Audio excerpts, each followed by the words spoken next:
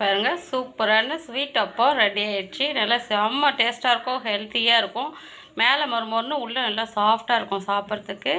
செம்ம சூப்பராக இருக்கும். நம்ம சட்டுனும் செஞ்சிடலாம். எப்படி இருக்குது பாருங்கள், பார்க்கும்போதே நமக்கு சாப்பிட்ணும் போல் இருக்குது.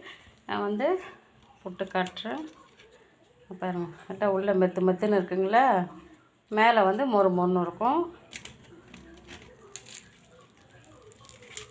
மற்ற கையாலே அழகாக பிச்சிடலாம் பாருங்கள்.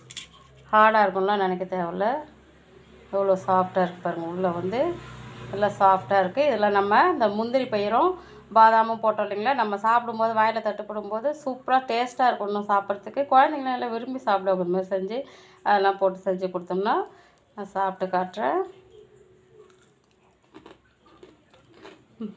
மேலே மொறுமொறுன்னு இருக்குது சூப்பராக, உள்ளே சாஃப்டாக இருக்குது பாருங்கள். உள்ளே நல்லா செம்ம சாஃப்ட்டு. சாப்பிடணும் போல் இருக்குது.